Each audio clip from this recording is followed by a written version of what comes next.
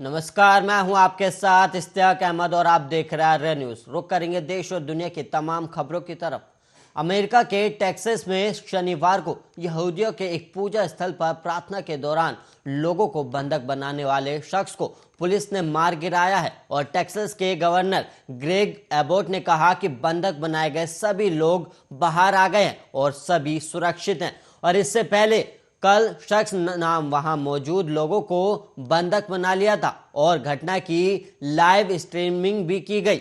और वहीं शख्स एक पाकिस्तानी तंत्रिका विज्ञानी को रिहा करने की मांग कर रहा था। और वहीं पाकिस्तानी तंत्रिका विज्ञानी को अफगानिस्तान पर अमेरिकी सेना के अधिकारियों की हत्या का दोषी ठहराया गया है और वो टेक्सास की एक जेल में बंद है। और शुरू में कम से कम 4 बंधकों के पूजा स्थल में होने का अनुमान था और एक अधिकारी ने कहा कि व्यक्ति ने अपने पास हथियार होने का दावा किया, लेकिन अधिकारियों ने उसकी पुष्टि नहीं की है।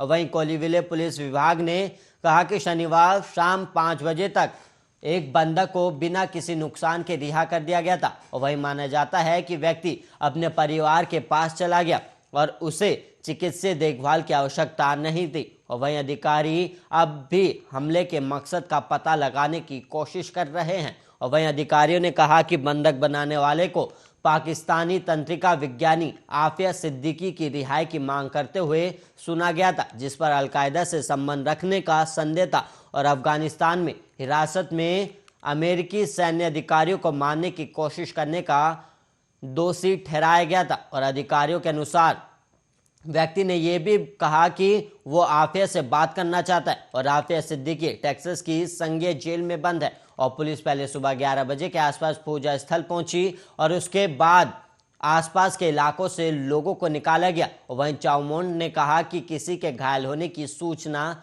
नहीं है। और व्हाइट हाउस की प्रेस सचिव जेन साकिन ने शनिवार शाम ट्वीट किया कि राष्ट्रपति जो बाइडेन को इस बारे में जानकारी दे दी गई है।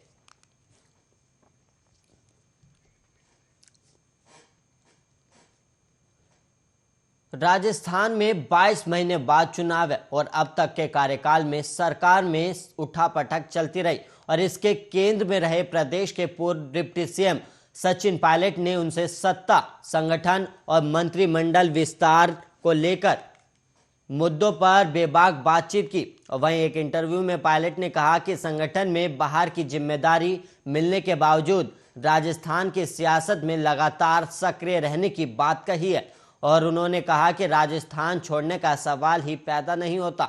जो कुछ भी पद, आदर, मान सम्मान मिला है राजस्थान से ही मिला है और ये मेरा प्रदेश है, मेरी मिट्टी है। यहाँ कांग्रेस कैसे रिपीट हो, ये मेरी पहली प्राथमिकता है। और जो पार्टी ने कहा है वो पहले भी किया है और आगे भी करेगा। और वहीं पायलट ने इशारों में नाम लिए बिना विरोधियों पर कटाक्ष करते हुए कहा कि पद कितना ही बड़ा हो, अगर लोगों में आपका समर्थन नहीं है, आप लोगों में जज्बात पैदा नहीं कर सकते, तो अपनापन, एकजुटता नहीं दिखा पाते, तो उसी पद का भी कोई लाभ नहीं है। और मैं तो जनता को ही अपना माय बाप मानता हूँ। और पायलट ने जल्द राजनीति नियुक्ति करने की वकालत भी की और कहा कि नियुक्तियां पहले हो जाती तो हम एक की जगह 2 कार्यकर्ताओं को मौका दे सकते थे और पहले जो भी हुआ हो, हमें अब आगे की तरफ देखना होगा और पीछे मुड़कर देखने से बहुत ज़्यादा लाभ नहीं होने वाला।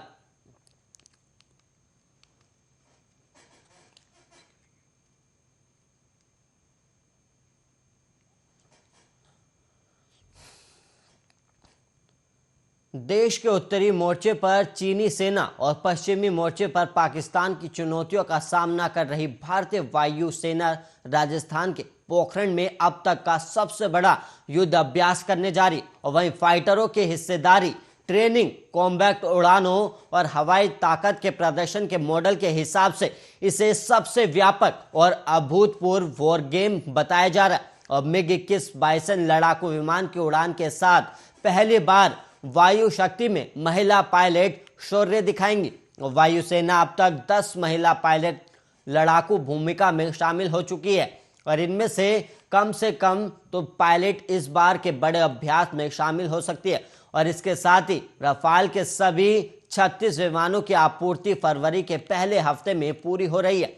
और वहीं सूत्रों के अनुसार वायु शक्ति के 10 से 12 फरवरी के पूर्ण अभ्यास में इन सभी की एक्टिव हिस्सेदारी होगी और 3 साल में एक बार होने वाले वायु शक्ति अभ्यास में देश भर में वायुसेना की यूनिट सक्रिय हिस्सेदारी कर रही है। और पिछले 20 महीने से उत्तरी मोर्चे पर चीन के साथ तनातनी के कारण वायुसेना अतिरिक्त अलर्ट पर है।